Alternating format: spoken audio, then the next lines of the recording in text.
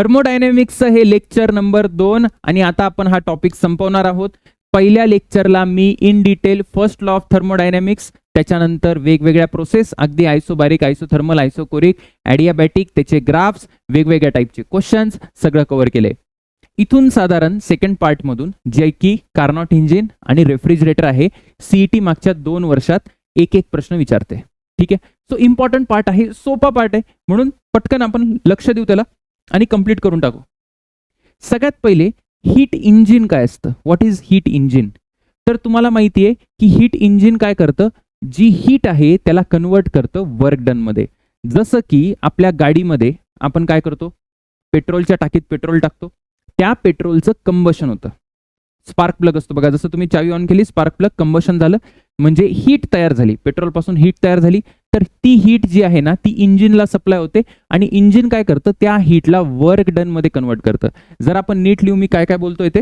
सगळ्यात पहिले मला इनपुट आहे, इनपुट माझ्याकडे हीट आहे आणि आउटपुट काय सर, आउटपुट वर्क आहे.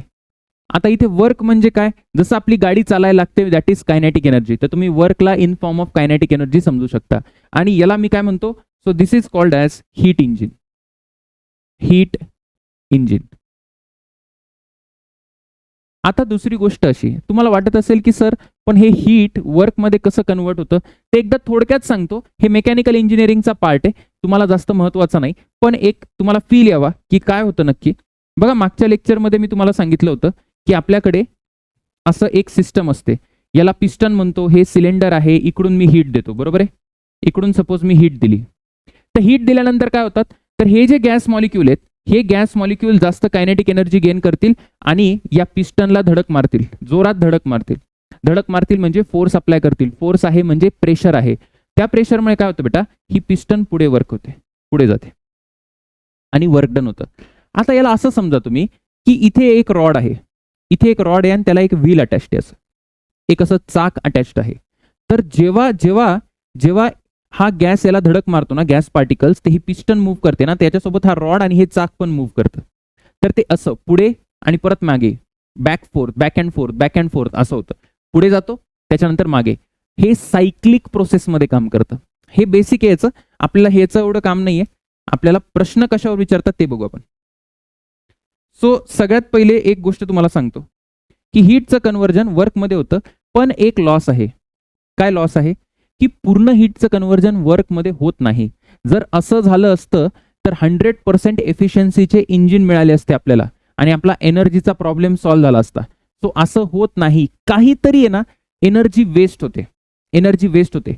तर त्याला आपण काय म्हणतो, त्याला आपण म्हणतो की एनर्जी लॉस्ट. इथे काहीतरी एनर्जी लॉस्ट होते.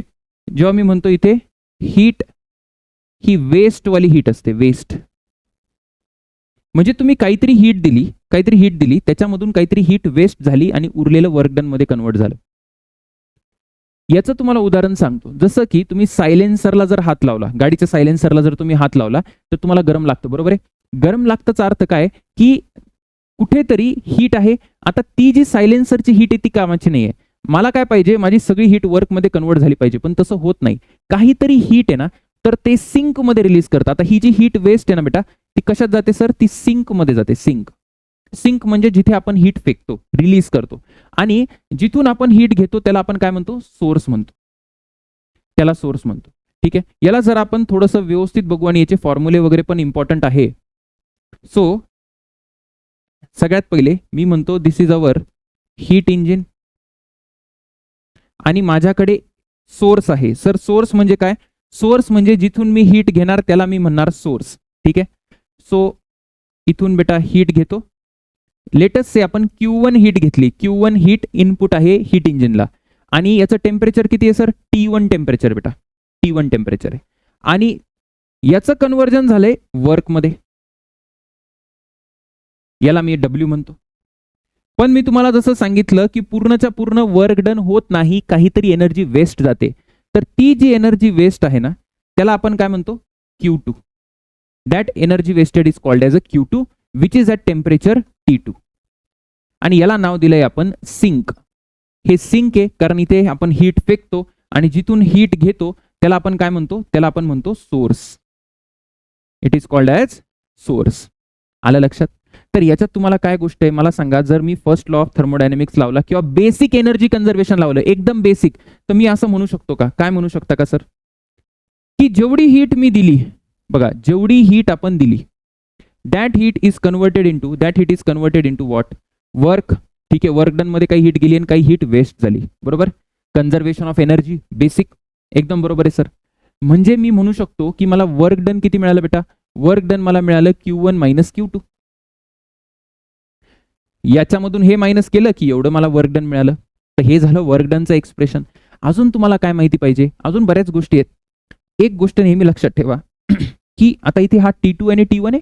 हीट इंजिनच्या केसमध्ये आपण हीट कुठून घेणार, आपण हीट नेहमी घेणार at a temperature higher source, बरोबर आहे. हीट घ्यायची असेल तर आपल्याला काय करावं लागेल, जो हायर सोर्स आहे, हायर सोर्स म्हणजे ज्याचं टेम्परेचर जास्त आहे तिथून हीट घेणार आणि ज्याचं टेम्परेचर कमी आहे तिथे हीट रिलीज करणार. जसं पेट्रोलच्या टाकीमधून जे काही कंबशन होतं ना, तिथून हीट घेतं इंजिन आणि कुठे सोडतं, एन्व्हायरमेंटमध्ये सोडतं. सो एन्व्हायरमेंटचं जे टेम्परेचर आहे ते त्या कंबशन जिथे होतंय ना त्या टेम्परेचरपेक्षा कमी आहे. म्हणजे मी असं म्हणतो आपल्या केसमध्ये ही कंडिशन पण लक्षात राहू द्या. सगळं लॉजिकल आहे, काही पाठ करायची गरज नाही की बेटा हे जे सिंकचं टेम्परेचर आहे, हे T2 जे आहे ना, हे नेहमी छोटं आहे. कोणापेक्षा छोटं आहे सर, T1 पेक्षा छोटं आहे. ओके, लक्षात आलं? Yes sir. आता बघा काही गोष्टी आहेत. मला जर एफिशियन्सी लिहायची असेल, एफिशियन्सी म्हणजे एक असा फॅक्टर जे मला सांगतं की मला वर्क डन किती मिळालं. म्हणजे काय, एफिशियन्सी इज इक्वल टू माझं आउटपुट अपॉन इनपुट. हेच असतो एफिशियन्सीचा फॉर्म्युला. तर माझं आउटपुट काय, मला पाहिजे वर्क, आणि माझं इनपुट काय, तर मला पाहिजे काय बेटा, इनपुट काय, इनपुट Q1 आहे, राईट. Input is Q1. मग आता जर या दोघांचा रेशो जर तुम्ही बघितला तर काय येणार आहे, W अपॉन Q1. W काय बरं, टाका बरं, Q1 minus Q2 upon Q1. ठीक आहे, इज इक्वल टू आपण कसं लिहू शकतो, जर तुम्ही याला डिवाइड केलं तर 1 minus Q2 by Q1. This is formula for efficiency of any heat engine in the world. कुठलंही हीट इंजिन घ्या त्याच्या एफिशियन्सीचा हा फॉर्म्युला आहे. ठीक आहे. एक गोष्ट अजून काय सर, की जर कोणी तुम्हाला पर्सेंटेज एफिशियन्सी विचारली, पर्सेंटेज एफिशियन्सीला काही नाही करायचं बेटा, ही जे काही तुम्ही एफिशियन्सी लिहिता 1 मायनस Q2 बाय Q1, कारण हे तर फ्रॅक्शन मध्ये लिहिलं मी, याला इंटू काय करशील तू, 100 करशील. क्लिअर आहे, एकदम क्लिअर आहे, एकदम बेसिक आहे सर, काही याच्यात दम नाही आहे, बरोबर. दुसरी गोष्ट अशी की आता आपण पुढे शिकू सेकंड लॉ ऑफ थर्मोडायनेमिक्स, पण त्याआधीच मी तुम्हाला सांगतो की कधी पण आहे ना एफिशियन्सी 100% नाही राहू शकत. म्हणजे काय, कधी पण हा आता 100% कधी राहील, जेव्हा हा पूर्ण फॅक्टर 1 राहील. हा पूर्ण फॅक्टर काय राहायला पाहिजे, 1 राहायला पाहिजे. म्हणजे Q2 काय राहायला पाहिजे बेटा, 0.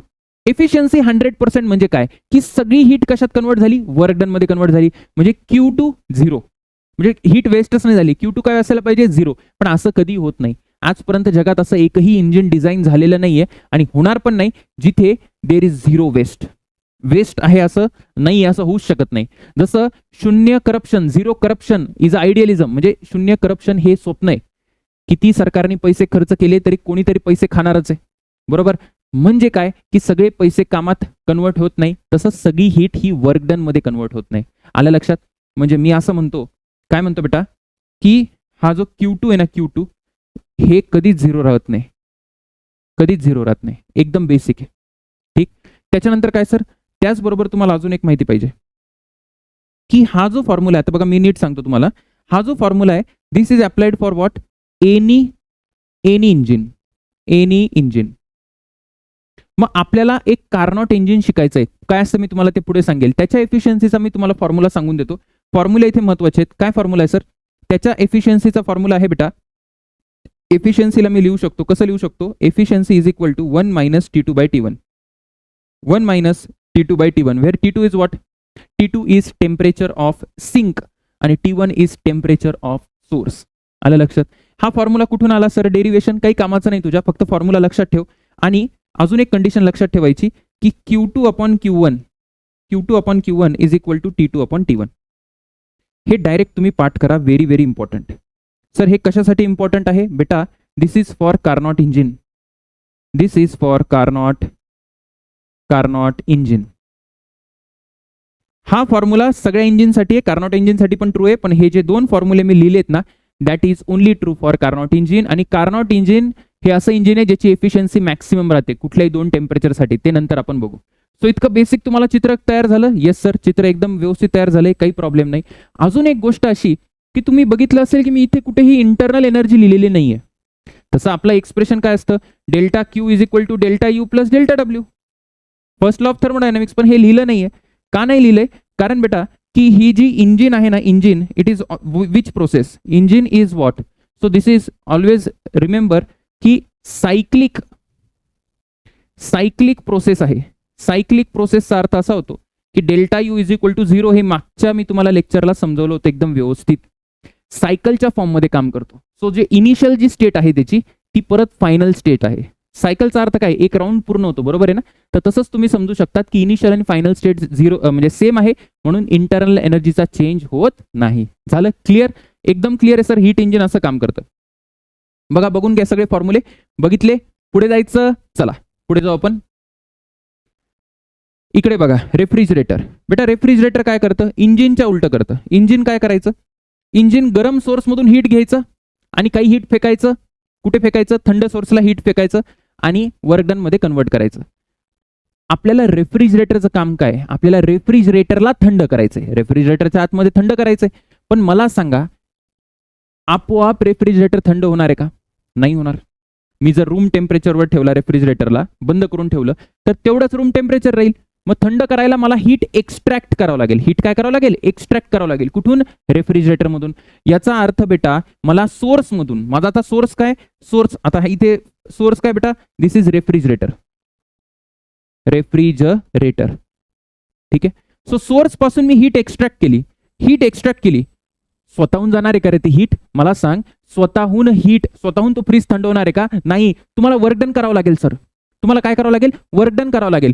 तुम्ही वर्क डन केलं आणि हीट एक्स्ट्रॅक्ट केली आणि बाहेर फेकली. बाहेर म्हणजे कुठे, बाहेर म्हणजे बेटा कुठे, बाहेर म्हणजे काय, तर रूम, एखाद्या रूम मध्ये फेकली, सराउंडिंग मध्ये फेकली. आलं लक्षात? तर दॅट इज रेफ्रिजरेटर.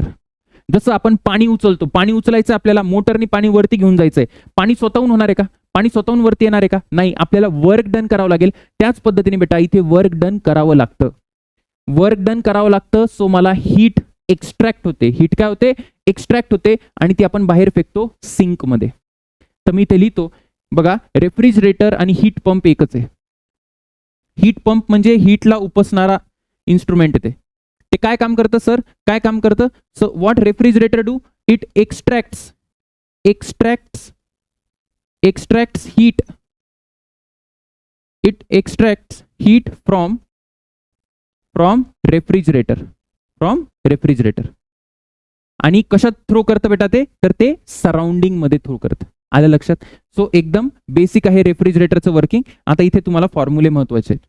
काय फॉर्म्युले महत्वाचे बघा, सेम येईल, सेम. तुम्हाला रेफ्रिजरेटर आणि याचा जर इंजिनचं जर डायग्राम पाहिजे असेल तर सेम डायग्राम, फक्त ॲरो उलटे झाले बघा. मागे ॲरो कसे होते बघा, ॲरो असे होते. हीट दिली, वर्क डन कन्वर्ट झालं, म्हणजे वर्क मिळालं आणि दुसरी हीट बाहेर आली, सिंकवाली बाहेर आली. आता या ॲरोला उलट करा, याला असं करा, याला असं करा आणि याला असं करा. हे काय बनला बेटा, तुझा फ्रीज बनला. आलं लक्षात? एकदम सोपं आहे. सो इथे इक्वेशन काही चेंज होत नाही, इक्वेशन तेवढीच आहे. मी जेवढं वर्क डन करेल बघा, मी जेवढं वर्क डन करेल प्लस जेवढी हीट एक्स्ट्रॅक्ट करेल तेवढीच हीट मी बाहेर फेकेल. आलं लक्षात? सेम इक्वेशन आहे, काही प्रॉब्लेम नाही. तिकडे आपण काय शिकलो, तिकडे आपण एफिशियन्सी शिकलो. याला काय म्हणतो आपण, this is called as what, efficiency. Heat इंजिनची एफिशियन्सी, की कुठलं हीट इंजिन जास्त राहील, ज्याची एफिशियन्सी जास्त आहे, जो मला काय जास्त वर्क ॲज अ आउटपुट मिळेल, है ना, कमी हीट देताना. तर इथे आपण काय असतो बेटा, इथे this is called as what, coefficient of performance. Coefficient of performance म्हणजे कुठलं हीट इंजिन आपलं रेफ्रिजरेटर चांगलं आहे याला मोजायला कोफिशियंट ऑफ परफॉर्मन्स किंवा आपण बीटा वापरतो. बीटा. आता कुठला फ्रीज चांगला असेल, तो फ्रीज चांगला असेल जो मला जास्त हीट काढून देईल. कुठला सर, परत एकदा सर, तो फ्रीज चांगला असेल जो मला जास्त काय काढून देईल, जास्त हीट काढून देईल पर युनिट वर्क. म्हणजे जर मी फक्त 50 जूल वर्क करून एखादा फ्रीज मला 500 जूलची हीट काढून देतोय आणि दुसरा फ्रीज 50 जूल वर्क करून मी त्याच्यावर 1000 जूल, किती 1000 जूल हीट काढून देतोय, तो कोण चांगले सर, 1000 वाला चांगला आहे. कारण तो काय करतोय, जास्त हीट काढतोय. पण नुसतं हीट काढणं महत्वाचं नाहीये. अरे सपोज 1000ची हीट काढली बेटा आणि वर्क डन त्यांनी 2000 केलं किंवा वर्क डन त्यांनी 500 केलं, मग मी कायच अर्थ आहे, आपलं बिल किती जास्त येईल.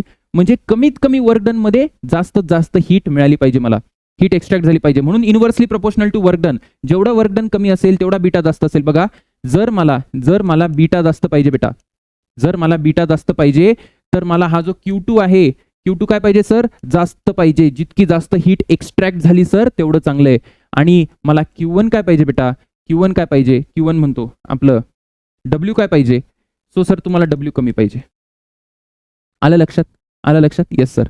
आता अजून एक गोष्ट काय, की याला कसं लिहू शकतो. बघा मला सांगा की W काय, इथून जर तुम्ही बघितलं तर व्हॉट इज W. सो बीटाला आपण असं लिहू शकतो, W ला काय लिहू शकतो बेटा, Q1 मायनस Q2 ला Q2च राहू द्या, डिवायडेड बाय W ला काय लिहू शकतो आपण, W ला लिहू शकतो Q1 मायनस Q2. बरोबर आहे का, चुकीचं आहे. Q1 मायनस Q2 लिहू शकतो. Yes. So this is the formula for coefficient of refrigerator, है ना, coefficient of performance for any refrigerator in the world. लक्षात राहील, पाठ राहील, फॉर्म्युला पाठ करावा लागेल तुला. दुसरा एक रेफ्रिजरेटर असतं that is called as a Carnot. कार्नॉटचं रेफ्रिजरेटर, कार्नॉट रेफ्रिजरेटरचा फॉर्म्युला सांगा सर. सुंदर फॉर्म्युला बेटा. जर हे कार्नॉट रेफ्रिजरेटर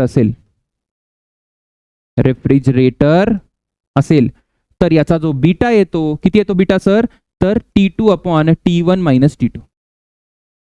फक्त कार्नॉट शब्द आला ना तर Q2 च्या ऐवजी T2 टाकायचा, Q1 च्या ऐवजी T1 टाकायचा आणि खुश राहायचं. एकदम सुंदर फॉर्म्युले बेटा, एकदम मस्त मजा येणार आहे क्वेश्चन सॉल्व्ह करायला. हे झालं. त्याच्यानंतर ही कंडिशन पण ट्रू आहे. कुठली condition sir, Q2 upon Q1 is equal to T2 upon काय, T2 अपॉन T1. एकदम क्लिअर पाहिजे, काही गडबड नको. झालं, संपलं आपलं. फ्रीज पण आला आपल्याकडे आणि इंजिन पण आलं. हा, आता सेकंड लॉ ऑफ थर्मोडायनामिक्स काय म्हणतो. सेकंड लॉ ऑफ थर्मोडायनामिक्स याला केल्विन प्लँक स्टेटमेंट म्हणतात. विचारू शकता डायरेक्ट MCQ मध्ये. काय म्हणतात, नो हीट इंजिन, कुठलंच heat engine operating in a cycle can convert all the heat absorb into work. म्हणजे कुठलंच हीट इंजिन पूर्णच्या पूर्ण हीट कशामध्ये कन्वर्ट करू शकत नाही, वर्कमध्ये करू शकत नाही. म्हणजे 100% एफिशियन्सी कोणाची नसते बरं का. याचा अर्थ काय होतो बघा, याचं इंटरप्रिटेशन विचारतात. So efficiency cannot be 100%. कुठल्याच हीट इंजिनची एफिशियन्सी 100% नसते. ठीक आहे. त्याच पद्धतीने मी असं म्हणू शकतो की एफिशियन्सी कधी 100% राहील. मला एक सांग, एफिशियन्सी म्हणजे काय बेटा, 1 मायनस T2 बाय T1 है ना. कार्नॉटची एफिशियन्सी काय, 1 मायनस T2 बाय T1. म्हणजे मी असं म्हणू शकतो का, दिस कॅनॉट बी इक्वल टू 1. हा कधीच 1 नाही राहू शकत. बरं हा 1 कधी राहील, जेव्हा T2 0 राहील. अरे जेव्हा T2 0 राहिला तेव्हा हा 1 राहील. बरोबर आहे की नाही. येस सर बरोबर आहे. म्हणजे मी असं म्हणू शकतो बेटा की T2 म्हणजे काय सर, T2 म्हणजे जो सिंक आहे, सिंक तो कधी 0 केल्विनला नसू शकतो, कधीच नसू शकतो. म्हणून 0 केल्विन इज नॉट पॉसिबल. ते इथूनच सांगतात सेकंड लॉ ऑफ थर्मोडायनामिक्स मध्ये. तेवढं CET ला नाहीये, पण मी तुम्हाला सांगतो एक जनरल. ठीक आहे. त्याच पद्धतीने मी असं पण म्हणू शकतो बेटा की Q2 is not equal to 0.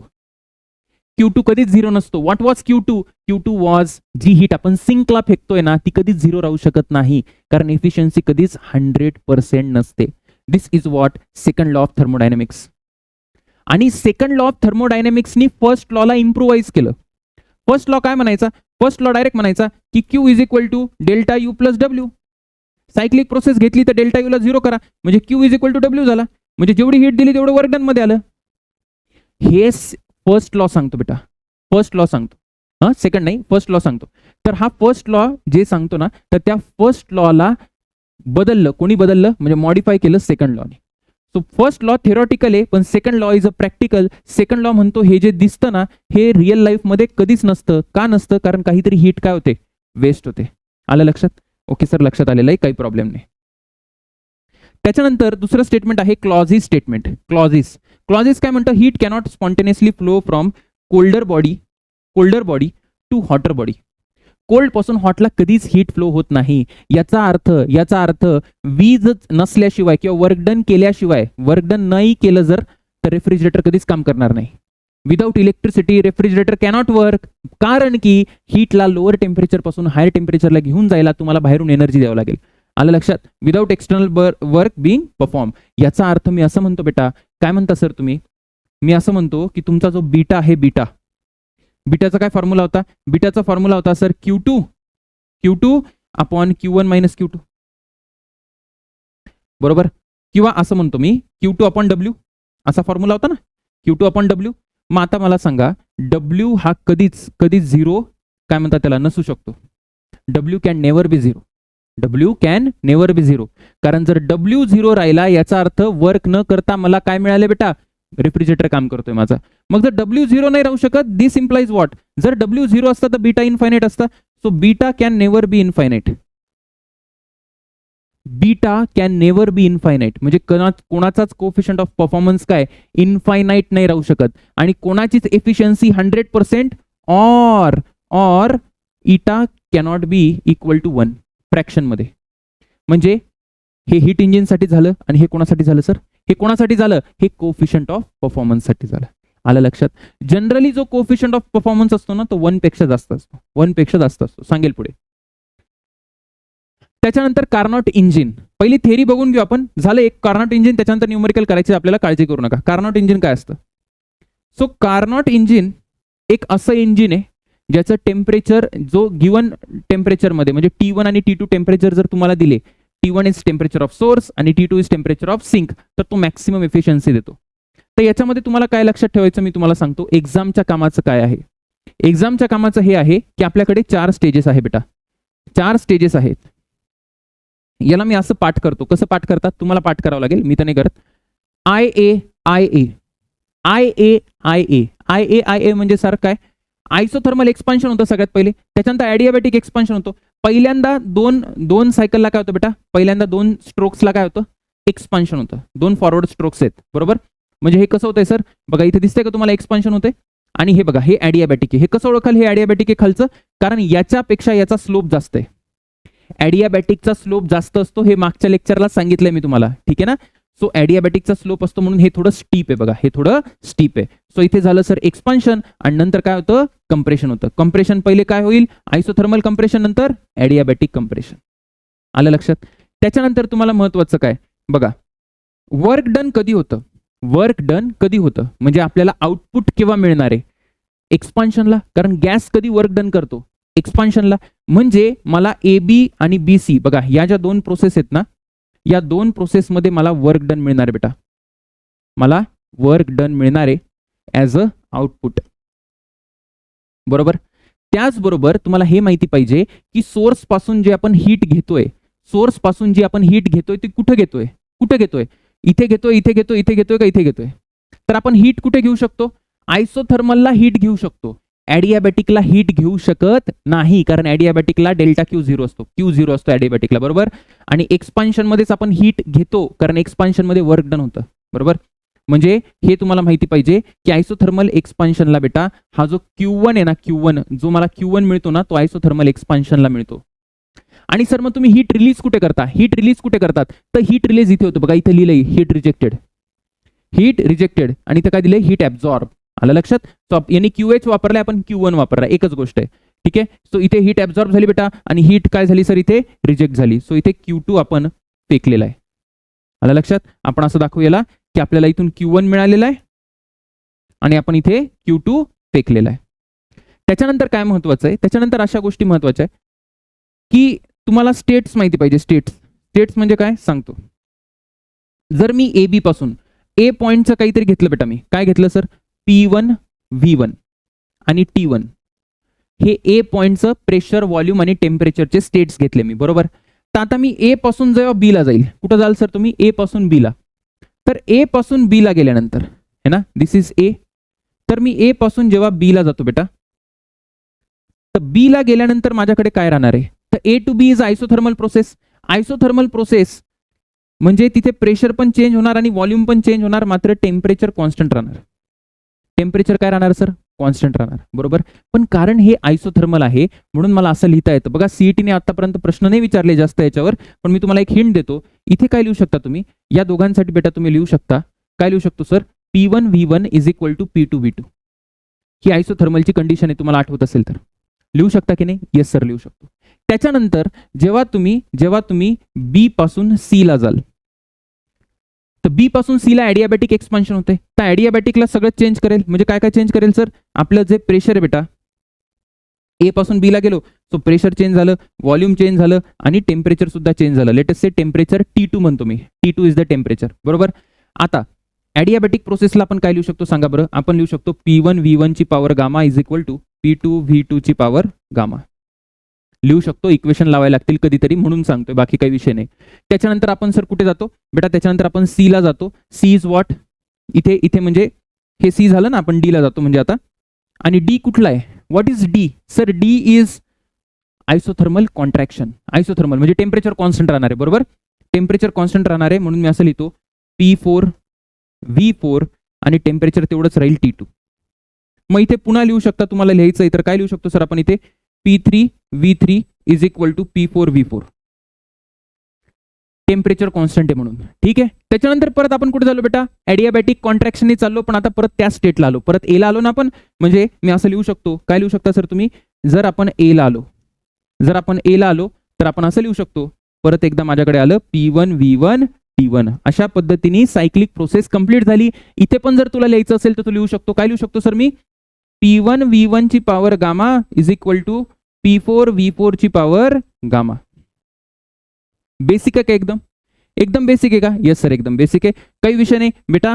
This is more than enough. याच्या बाहेर तुला या सायकल मधून कोणी काही विचारणार नाही, काळजी करू नको, अजिबात काळजी करायची गरज नाही. तुम्ही एक गोष्ट लक्षात ठेवा की बेटा, टेम्परेचर हा जो सिंकचा सोर्सचा टेम्परेचर बघा, इथे हा सोर्स आहे, सोर्स आला, सोर्स मधून हीट घेतली आपण, त्याच्यानंतर इकडे सिंक आहे बघा, सिंक राईट. आणि इथे तर परत सोर्सला चाललोय आपण.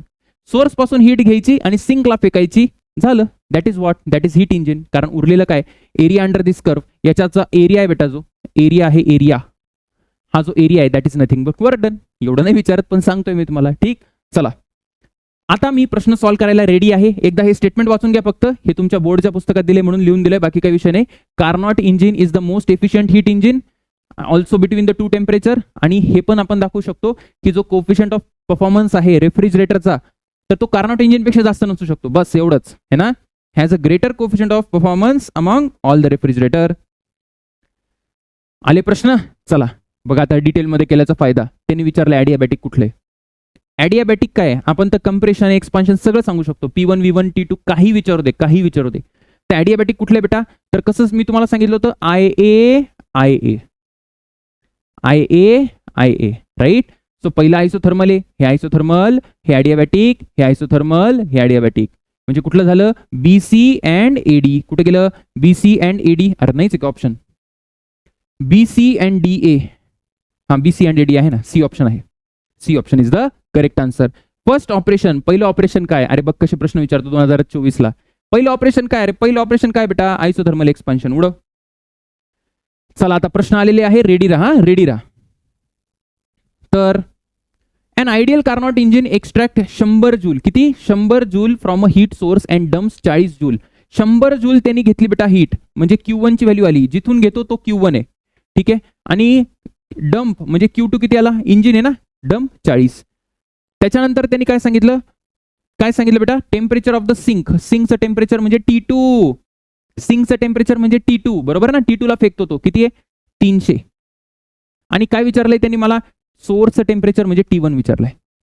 काही करायची गरज नाही, एकदम सुंदर फॉर्म्युला मी तुम्हाला लिहून दिलाय. काय फॉर्म्युला आहे सर, एकदम माझ्या डोळ्यात येतोय तो formula, Q2/Q1 is equal to T2/T1. हे कार्नॉटसाठी फॉर्म्युला लिहून दिलाय बेटा, कंडिशन्स लिहून दिल्या आहे. मग आता काय, Q2/Q1 म्हणजे sir 40/100 is equal to 300/T1. मला सांग इथून T1 किती येणार आहे, T1 किती येईल बेटा, हा कॅन्सल कर.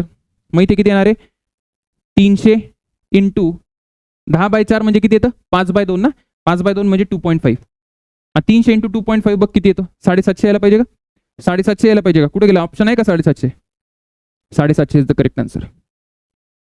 कार्नॉट engine operates with a source म्हणजे काय बेटा, T1 is equal to sir 227 ला काय करशील आधी तू, केल्विन मध्ये कन्वर्ट करून घे. 273 किती आलं सर, 200 473 आणि हे 500 आलं. सो सोर्स आपल्याकडे आहे सिंक किती आहे, सिंकला मी डायरेक्ट लिहितो, किती आलं सर 300 केल्विन. आणि इफ द सोर्स सप्लाय म्हणजे काय? सोर्स सप्लाय म्हणजे बेटा Q1 आला आहे 50 किलो जूल म्हणजे 50 into 10 to the power 3 joule. Clear? Clear sir. काय विचारले? वर्क डन विचारले बेटा, वर्क डन विचारले, वर्क डन विचारले. सोपं आहे. कसं सोपं आहे सांगतो मी तुम्हाला. काहीच करायचं नाही, मी तुम्हाला फॉर्म्युला सांगितलंय. कुठला फॉर्म्युला? फॉर्म्युला आहे आपल्याकडे एफिशियन्सीचा. काय फॉर्म्युला लिहून दिला मी तुम्हाला? Work done divided by input heat. Work done divided by input heat. आणि एफिशियन्सीचा अजून एक फॉर्म्युला आहे जो कार्नोट इंजिनसाठी ट्रू असतो, 1 मायनस T2 बाय T1. झालं, संपवून टाकायला. डब्ल्यू बेटा, डब्ल्यू इज इक्वल टू काय येईल? डब्ल्यू इज इक्वल टू इथून येईल Q1 into 1 minus T2 by T1. मग करू बघू. Q1 ला लिही. Q1 ला काय लिहिशील sir? 50 into 10 power 3 1 minus T2 by T1. T2 by T1 म्हणजे 300 बाय 500. हे कॅन्सल कॅन्सल कॅन्सल. हे किती झालं? 3 बाय 5 म्हणजे येतं 0.6 म्हणजे 0.4. 0.4. So 50 into 10 to the power 3 into 0.4 म्हणजे किती यायला पाहिजे? 20 kilo joule. 20 kilo joule. 10 to the power किती येते? 10 टू द पॉवर 3 मध्ये. त्याच्यानंतर पुढे आता करत चला तुम्ही बरं. कार्नॉट सायकल ऑपरेटिंग बिटवीन आपल्याला TH म्हणजे काय? TH म्हणजे काय बेटा? हा T1 आहे. जिथून हीट घेतो ना तो दॅट इज T1. हा, त्यांनी TH म्हटलंय, जास्त टेम्परेचर वाला येतो. आणि TC म्हणजे काय सर? हा T2 आहे बेटा. आपल्याला प्रोड्युसेस इतकं वर्क पर सायकल. वर्क म्हणजे हे काय दिले आपल्याला? हा W दिलाय. Heat transfer to the engine. काय बोलले? Heat transfer to the engine by reservoir. इंजिनला किती हीट मिळते? इंजिनला हीट मिळते म्हणजे काय? काय विचारले? Q1 विचारले. आणि असं म्हटलं असतं तर heat transferred by engine to the sink म्हणजे Q2 विचारलं असतं. Clear? Clear? Yes sir clear. बाळा काय करशील तू आता? काय करशील? काहीच करू नको तू. लोड घेऊ नको आधी. तुला W दिलाय ना, काहीच करायची गरज नाहीये. मगाशी जे सांगितलं तेच करायचं. W बाय Q1 ही एफिशियन्सीचा formula is equal to 1 minus T2 by T1. तुला मागच्या वेळेस W विचारला होता, यावेळेस W दिलाय आणि काय विचारले? Q1 विचारलाय. तर करून घेशील? करून घेशील? गॅरंटेड करून घेशील तू. मला माहिती आहे, विश्वास आहे मला. कॅल्क्युलेट करा तरच तुम्हाला येणार आहे. नाही तर तुम्ही म्हणताल सर तुम्ही लेक्चर घेताना येतं हो, पण नंतर काही कळत नाही. नंतर कसं सॉल्व्ह करू मी? म्हणून तुला पेन चालवावं लागेल आधी. पुढे बघा. A Carnot engine works between source आणि sink maintained at a constant temperature T1 आणि T2. मग आता एफिशियन्सी जास्त पाहिजे. एफिशियन्सी जास्त पाहिजे तर नेहमी लक्षात ठेवा एफिशियन्सी कधी जास्त असेल? बघा, एफिशियन्सी असते 1 मायनस T2 बाय T1. आता बेटा हा जो T2 बाय T1 आहे ना, तो कमी असला पाहिजे. तो काय असला पाहिजे? कमी असला पाहिजे, तेव्हाच एफिशियन्सी जास्त असते. कमी का बरं? कारण तुम्हाला 1 मधून वजा करताय तुम्ही. तो सबट्रॅक्टिंग फॅक्टर आहे, म्हणजे तो जेवढा कमी असेल तेवढी एफिशियन्सी जास्त असेल. बरोबर आहे? बरोबर आहे? Yes sir. मग बेटा हा जेवढा कमी असेल तेवढा एफिशियन्सी जास्त असेल, म्हणजे T2 मला जास्त पाहिजे का T2 कमी पाहिजे? सर T2 तुम्हाला कमी पाहिजे. हा कमी पाहिजे ना, हा मला फ्रॅक्शन कमी पाहिजे. तर न्यूमरेटर कमी आणि डिनॉमिनेटर जास्त. डिनॉमिनेटर जास्त. मग कुठला आन्सर येणार आहे? T2 कमी. T2 कमी म्हणजे सिंकचं टेम्परेचर कमी. T1 जास्त म्हणजे सोर्सचं टेम्परेचर जास्त. तो सिंकचं टेम्परेचर कमी. T1 should be low. नाही, T1 should be high. D option. For the heat engine operating between temperature T1 and T2. Operating between म्हणजे हे सोर्स आहे आणि ही सिंक आहे. काय विचारले बाळा? Temperature sir. एफिशियन्सी विचारली. एफिशियन्सी विचारली. एफिशियन्सी इज इक्वल टू काय असते sir? 1 minus T2 by T1. मग मी टिक करून टाकू का? 1 मायनस T2 बाय T1. येडाय का? येडाय का? तुला COEP ला जायचंय का कुठल्या तरी भंगार कॉलेजला जायचंय? सर COEP ला जायचंय सर मला. स्वप्न आहे सर माझं. स्वप्न नाही, रियालिटी बनेल. फक्त मेहनत करत राहा. मात्र तू मेहनत करशील तर नक्की जिंकशील बेटा. 1 मायनस T2 बाय T1 हे केल्विन मध्ये असतं, सो मला याला केल्विन मध्ये कन्वर्ट करावं लागेल. सो 1 मायनस एकदम व्यवस्थित. T2 ला कसं लिहू शकतो? T2 plus 273. डिग्रीचं केल्विन मध्ये कन्वर्ट करायसाठी वेगळा क्लास घ्यायचा आहे का? नाही सर, कळतं आम्हाला तेवढं. शाबास. T1 plus 273. याला सॉल्व कर. याला सॉल्व करशील तर 273 कॅन्सल होऊन जाईल. असेल बघ T1 minus T2 upon T1 plus 273. कुठला आन्सर यायला पाहिजे sir? T1 minus T2. T1 plus 273. पुढे बघा काय प्रश्न आहे. A Carnot engine has an efficiency of 50%. अच्छा, टक्क्यामध्ये दिले बेटा. 50%चा अर्थ काय होतो? 0.5. 100नी डिवाइड करतो आपण fraction to percentage to fraction. Right? Right? Yes sir. पुढे काय सांगितलं, when the source is at temperature 377, म्हणजे T1 दिलाय मला 377. 377 म्हणजे किती आला, 377 डिग्री सेल्सिअस. याला केल्विन मध्ये कर बरं, किती येतं केल्विन मध्ये, किती येतं, हे काय झालं, केल्विन मध्ये यायला पाहिजे 377 degree Celsius is equal to 73 केलं म्हणजे 80, 380, 580 यायला पाहिजे. The temperature of sink is, म्हणजे आपल्याला T2 विचारलाय. तर यार हे फॉर्म्युला बेस्ड क्वेश्चन मी करू का तू करतो, तर तुला करावं लागतील हे, कारण सर तुम्ही फॉर्म्युला लिहून दिलाय ना हो, efficiency is equal to 1 minus T2 by T1. तर बळा फॉर्म्युला टाक आणि आन्सर येऊन जाईल. पुढे बघा, चांगले प्रश्न सांगतो तुम्हाला. हा प्रश्न चांगला आहे ना, चांगला म्हणजे थोडा वेगळा आहे, असं काही खूप अवघड नाहीये. काय प्रश्न आहे sir, a Carnot engine whose efficiency is 40%, म्हणजे त्याची एफिशियन्सी किती बेटा, eta1 म्हणतो कारण इथे 2 एफिशियन्सी दिले आपल्याला है ना. 40% म्हणजे 0.4. Takes a heat from source maintained at a temperature, पहिल्याचं टेम्परेचर किती आहे 600 केल्विन सोर्स येतो है ना, and desire to have a, आणि त्याच्यानंतर काय, नंतर त्यांनी सांगितले डिझायर्ड, म्हणजे त्यांची इच्छा आहे की एफिशियन्सी किती वाढवावी, 60% करावी. 60% म्हणजे मला जो दुसरा एफिशियन्सी त्यांनी दिली ती दिली 0.6, आणि त्यांनी सांगितलंय then intake temperature of the same exhaust. बघा हे महत्वाचं आहे, इनटेक टेम्परेचर म्हणजे intake temperature of the same exhaust sink temperature should be. ऐका मी काय म्हणतोय, सिंक सेम आहे. काय सेम आहे सर, सिंक सेम आहे, म्हणजे इथला जो T2 आहे ना बेटा, तो इथला पण T2 राहणार आहे, एकच येतो, कारण सिंक सेम आहे. मग काय विचारलंय, इनटेक टेम्परेचर म्हणजे त्यांनी विचारलाय बेटा T1, की नवीन T1 किती असेल. बघा तुम्ही T2 तो तोच ठेवला, मात्र तुम्हाला एफिशियन्सी वेगळी पाहिजे, याचा अर्थ T1 बदलला असणार, तर ते म्हणताय T1 किती आहे. तर करायचं एकदम सोपं आहे बघा, अवघड नाहीये, नीट लक्ष द्या. सगळ्यात पहिले मी T2 काढून घेतो. T2 कुठून काढाल, या एक्सप्रेशन वरून. इथून आपण पहिले आधी T2 काढू. कसं काढायचं सर T2 सांगतो मी तुम्हाला. Sir 0.4 is equal to 1 minus T2 माहिती नाही, पण T1 दिलाय मला 600. तर इथून मला काय येणार आहे, इथून येणार आहे T2 bye 600 is equal to 1 मधून 0.4 गेले तर 0.6, म्हणजे T2 किती आला माझ्याकडे 360 केल्विन आला. 360 आला सर. आता बेटा याला आन्सर कर, मग आता काय येणार आहे sir, 0.6 is equal to 1 minus T2 किती माझ्याकडे 360 डिवायडेड बाय T1 माहिती का, नाही T1 डॅश म्हणायला नाही माहिती, मग याला करा बरं, किती येतं 360 upon T1 dash is equal to, हे इकडे आलं तर किती होईल 0.4, म्हणजे हे यायला पाहिजे T1 dash is equal to 360 by 0.4. 360 by 0.4 म्हणजे किती येतं सर, ते येईल बेटा 3600 बाय 4, म्हणजे किती यायला पाहिजे 4 9 36, म्हणजे 900 आन्सर पाहिजेच. 900 इज द करेक्ट आन्सर. कळालं तुला, लँग्वेज समजून घे. इनटेक टेम्परेचर म्हणजे जे घेतोय आपण, म्हणजे सोर्सचं टेम्परेचर. ओके, हा सेम प्रश्न आहे बघा, हा सेम प्रश्न आहे, तर हा तुम्ही करा होमवर्क. जे मी केलं आधी तसा सेम प्रश्न आहे, फक्त व्हॅल्यूज बदललेला आहे, करून घ्याल बेटा. For which of the following combinations working temperature the efficiency of Carnot engine is maximum.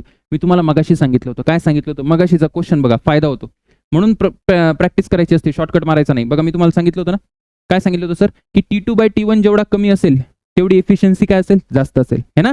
T2 by T1 काय पाहिजे सर, कमी पाहिजे. तर T2 बाय T1 कमी करू बरं आपण. बघा या दोघांमधून T2 बाय T1 कोणाचा कमी आहे, so T2 by T1 minimum जो असेल त्याची एफिशियन्सी मॅक्सिमम असेल. मग आता बघा कोणाबरोबर होतंय हे, तर सगळ्यात पहिले याचं बघू आपण. ए मध्ये बेटा T2 बाय T1 किती येतोय, T2 बाय T1 करा. T2 म्हणजे छोटावाला बरं का, 20 बाय 40 किती आला 0.5. बी मध्ये किती येतो बेटा, बी मध्ये येतो सर 30 बाय 50 म्हणजे 0.6. सी मध्ये किती येतोय, सी मध्ये येतोय 50 बाय 70. 50 बाय 70 म्हणजे 0. कितीच्या आसपास येईल, 0.7च्या आसपास येईल. आणि त्याच्यानंतर डी मध्ये काय येईल, डी मध्ये 60 बाय 90. 60 बाय 90 म्हणजे किती आलं ते 2 बाय 3 आला ना, 3 दुने 6 3 त्रिक, म्हणजे हे 0.67च्या आसपास येईल. तर सगळ्यात कमी कोण आहे, सर सगळ्यात कमी ए, म्हणजे सगळ्यात कमी ए म्हणजे ए आन्सर आहे. हा पण एक प्रश्न आहे बघा, चांगला आहे. थोडासा कॅल्क्युलेशन आहे, मी करून देतो कॅल्क्युलेशन, काळजी करू नका. फक्त आधी तुम्ही करा मात्र कॅल्क्युलेशन, तुम्ही करा, सो तुमचा सब्जेक्ट चांगला होईल. Heat engine operating between temperature T1 and T2. ठीक आहे, एफिशियन्सी किती आहे 1/6. तर मी लगेच लिहून टाकतो 1/6 is equal to 1 minus T2/T1. विषय संपवून टाका. When T2 is lowered by 62 Kelvin, when T2 is lowered by 62 Kelvin, इथे डिग्री जरी लिहिलं असतं तरी सेम एक्सप्रेशन आलं असतं, कारण डिफरन्स नेहमी सेम असतो. ठीक आहे, बघा मी सांगतो. तर आता एफिशियन्सी झाली आहे 1/3. तर 1/3 ची जी एफिशियन्सी ती कधी झाली, जेव्हा मी T2 ला कमी करतोय. नीट सावधानीने, T2 ला कमी करताय तुम्ही कितीने, 62 ने. आता ही इक्वेशन नंबर 1 आणि ही इक्वेशन नंबर 2 याला सॉल्व्ह करायचं.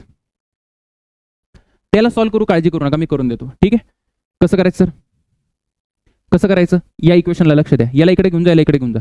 असं येईल बेटा T2/T1 इज इक्वल टू, हा इकडे येईल, हा इकडे आला 1 मायनस 1/6. 1 मायनस 1/6 म्हणजे किती येतो, 5/6. 5/6 आलो आपण. त्याच्यानंतर ही इक्वेशन जी आहे याला काय लिहू शकतो मी,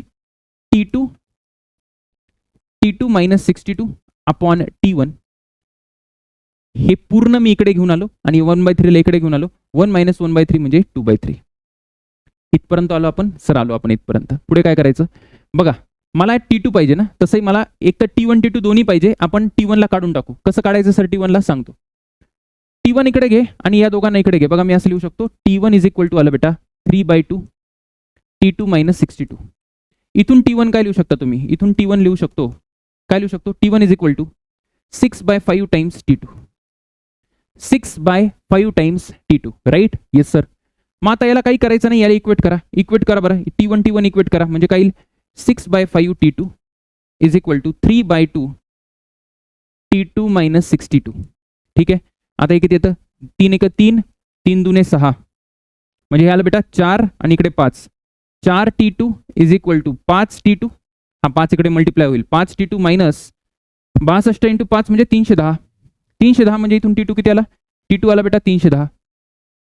T2 310 आला, T2 310 आला आणि आपलं नशीब एवढं चांगलं आहे की एकाच ऑप्शनमध्ये 310 आहे, म्हणजे ए इज द करेक्ट आन्सर. मग आता परत करायची गरज नाहीये सर, इथे आहे ना हो सर, इथे 310 बेटा तो सोर्स आहे. एलिमिनेशनने पण जाऊ शकतो. कसं एलिमिनेशनने जाऊ शकतो, T1 नेहमी जास्त असतो, T1 नेहमी जास्त असतो T2 पेक्षा. ठीक आहे, म्हणजे T1 जास्त असतो म्हणजे हा तर येणार नाही. अच्छा, अजून कोणता नाही येणार सर, बरं एकच एलिमिनेट होतोय, तसंही एकच एलिमिनेट होतोय. ठीक आहे, काही नाही, मेहनत करा. A reversible engine converts 1/6 of heat input into work when the temperature of sink is reduced by 64 Kelvin. किती चांगली गोष्ट आहे यार, सेम टाईपचा प्रश्न आहे प्रॅक्टिस करायला. अजून काय पाहिजे आयुष्यात यार, तुला काय पाहिजे सांग बरं. आणि सीईटी तसेच प्रश्न विचारते बेटा. हा एक चांगला प्रश्न आहे, हा एक कडक प्रश्न आहे. ठीक आहे, हा करून बघा तुम्ही, कारण इथे इंटिग्रेट होतात. थोडंसं काय म्हणतात त्याला, तुमचं नॉलेज जे आहे ना थोडं चेक होतं. काय चेक होतं सर सांगतो. A diatomic ideal gas, diatomic ideal gas is used in a Carnot engine as a working substance. मानलं डायटोमिकचा गामा पाहिजे मला, गामा 7/5. ठीक. If during the adiabatic expansion part of the cycle, कुठं आलं ॲडियाबॅटिक एक्सपान्शन, अरे दादा पहिले आयसोथर्मल मग ॲडियाबॅटिक है ना. हे आयसोथर्मल एक्सपान्शन आणि मग हे ॲडियाबॅटिक एक्सपान्शन. Okay sir. आणि इथे जर टेम्परेचर T1 असेल ना तर इथे पण टेम्परेचर T1 असतं, आयसोथर्मल आणि इथे T1 असतं तर इथे T2 असतं. अरे म्हणून तर करून टाकलं बेटा आपण, डिटेलमध्ये का केलं, याच दिवसासाठी केलं की अशा टाईपचे क्वेश्चन उडवावे आपण म्हणून. म्हणजे हा T1 आहे सर, हा T1 आहे आणि हा काय बेटा T2 आहे. एवढं कळालं.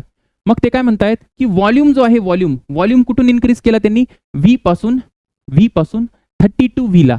म्हणजे इथे व्हॉल्यूम V आहे, ॲडियाबॅटिक इथून स्टार्ट होतोय बरं का. आणि इथे किती आहे सर, इथे आहे बेटा 32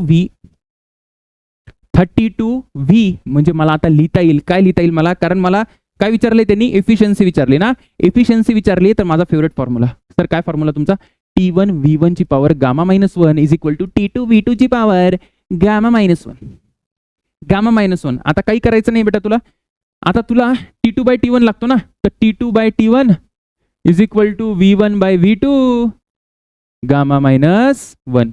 V1/V2 किती आहे सर, तर पहिल्यांदा माझ्याकडे V आहे बेटा, नंतर 32 V झालाय आणि गामा -1, गामा किती आहे 7/5 -1. तर हे जर तुम्ही कराल तर किती येईल 2/5 बरोबर ना, 2/5. थोडं सावधानीने, म्हणजे हे यायला पाहिजे इथे 32 यायला पाहिजे. 1/32 म्हणजे 2 ची पॉवर 5 आणि त्याची पॉवर किती आहे 2/5 ना, 2/5 म्हणजे 5 5 कॅन्सल झाला, 1/4 आला.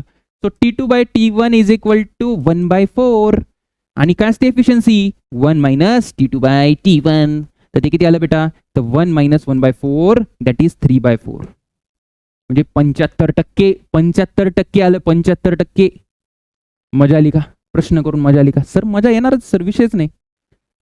रेफ्रिजरेटर इंजिन झालं. फ्रीजचे काही प्रश्न करू आपण, फ्रीजचे प्रश्न करू. काय प्रश्न आहे सर? द व्हॅल्यूज ऑफ, जेवढा हात चालेल, मी तुम्हाला सांगतोय जेवढा फिजिक्समध्ये तुमचा हात चालेल ना रोज मॅथ्स असेल, तेवढा तुमचा सीईटीचा पर्सेंटाईल वाढणार आहे. बोर्डचा अभ्यास करा पण प्रॅक्टिस झाली पाहिजे बेटा, प्रॅक्टिस. मी स्वतः सुद्धा जर फिजिक्सची प्रॅक्टिस केली नाही ना 10 दिवस, तर मला सुद्धा काहीही शिकवता येणार नाही. ही रियालिटी आहे. सब्जेक्ट सुप्रीम असतो, कधी पण सब्जेक्ट महान असतो, व्यक्ती नाही. म्हणून लक्षात ठेवा, प्रॅक्टिस करूनच आपल्याला यश मिळणार आहे.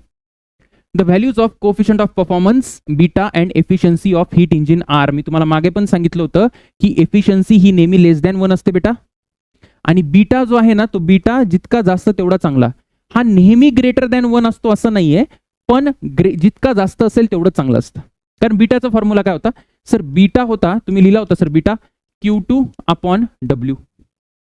Q2 जी हीट मी एक्स्ट्रॅक्ट करतोय दॅट इज Q2/W, बरोबर. तर मी जास्तीत जास्त हीट एक्स्ट्रॅक्ट करतोय, जनरली वर्क डन कमी ठेवून ही जास्त एक्स्ट्रॅक्ट करतो, म्हणून हा बीटा ग्रेटर दॅन 1 असतो. ठीक आहे, जेवढा जास्त तेवढं चांगलं.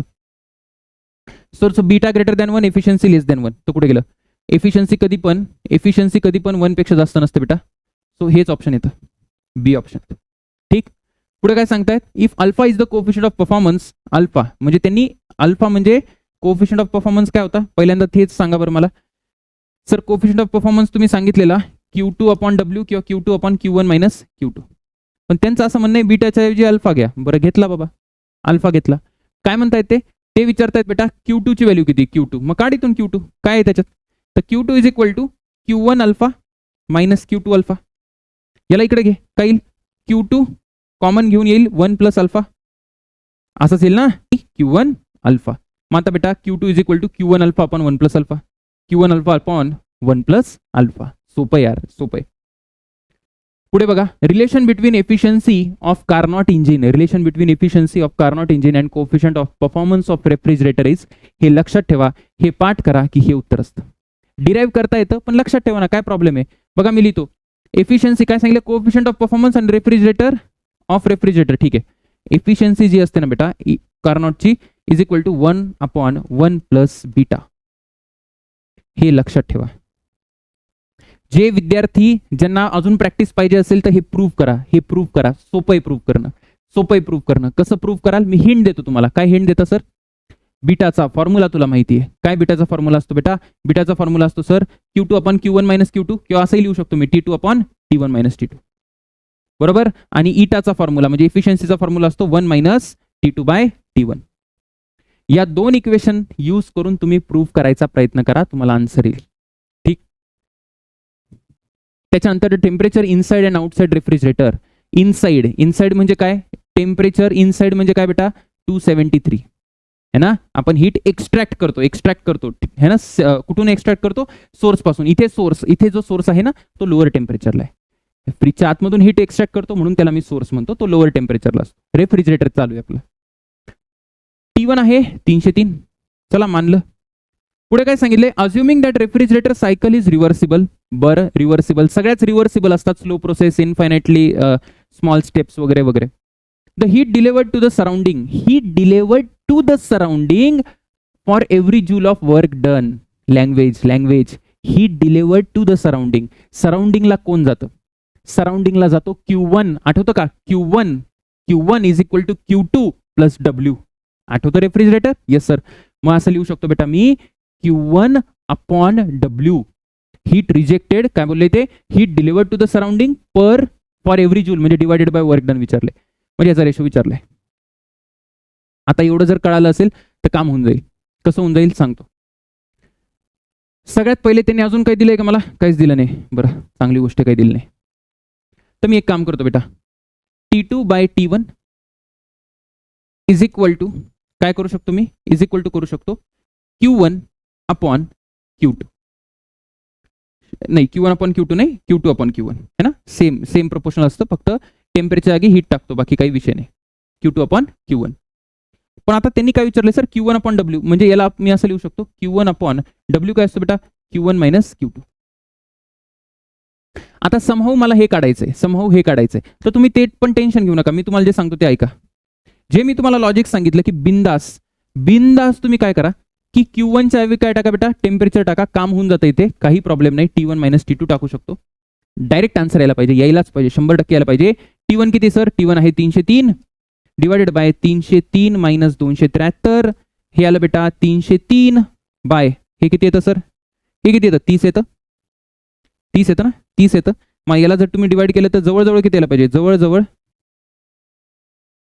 यायला पाहिजे, किती यायला पाहिजे, हे 10 यायला पाहिजे. बघा बरं, T1 upon T1 minus T2 म्हणजे हे 273, हा 30, 10 यायला पाहिजे. 10 is the correct answer, C is the correct answer. Okay. त्याच्यानंतर काय म्हटलंय त्यांनी, ideal refrigerator freezer at a temperature, म्हणजे हा काय दिलाय बेटा, हा T2 दिलाय. 200 मायनस 13 म्हणजे काय, 273 मायनस 13 म्हणजे आलं 260. पुढे काय सांगितले, कोएफिशिएंट ऑफ परफॉर्मन्स, म्हणजे मला बीटा देऊन ठेवलाय. बीटा किती दिलाय सर, बीटा दिलाय बेटा 5. टेम्परेचर ऑफ द एअर म्हणजे जिथे फेकतोय आपण ते, है ना, म्हणजे त्यांनी T1 विचारले. तर आता T1 काढू शकता तुम्ही, कसं काढायचं, बीटाचा फॉर्म्युला माहिती आहे ना, बीटा इज इक्वल टू काय फॉर्म्युला दिलेला मी, Q2 upon Q1 minus Q2, किंवा तुम्ही त्याला असंही लिहू शकता T2 upon T1 minus T2. मग आता बीटा लिहा, 5 इज इक्वल टू T2 माहिती आहे का तुला, T2 माहिती आहे 260 अपॉन T1 मायनस 260. बेटा याला कॅल्क्युलेट कर, T1 येईल तुला केल्विनमध्ये, त्याला कन्वर्ट करशील डिग्री सेल्सिअसमध्ये, दॅट्स इट. अजून काही करायची गरज आहे का सर, मला अजून काही करायची गरज नाहीये. हे बघ, हा त्याच टाईपचा प्रश्न आहे, जसा तो त्यांनी कार्नॉटला विचारला ना, तसाच रेफ्रिजरेटरला विचारला.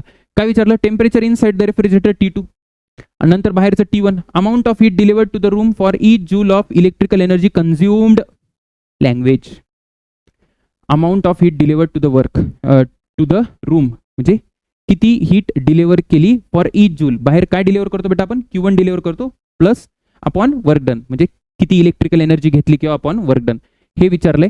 याला काही नाही करत आपण, Q1 upon Q1 minus Q2, याला असं लिहिता येतं T1 upon T1 minus T2.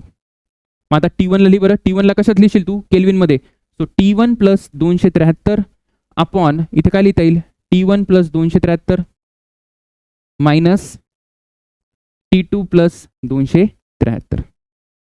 याला जर तुम्ही कराल तर काय येईल, T1 plus 273 divided by T1 minus T2. कुठला ऑप्शन यायला पाहिजे, T1 plus 273 upon T1 minus T2. अशा प्रकारे थर्मोडायनामिक्सचा आपला दी एंड झालेला आहे. सगळ्या गोष्टी आपण कव्हर केल्यात, first law, second law in detail with all questions. आता सीईटीला कसाही प्रश्न येऊ दे, आपण आपल्याकडून रेडी आहोत, ते मॅटर करतं. मी माझा बेस्ट दिला पाहिजे, बाकी काही घेणं देणं नाही. नक्कीच मला COEP VJTI जे पाहिजे असेल ते मिळेल. All the best. नक्की कमेंट करा खाली की जर झालं असेल बघून तर डन सर.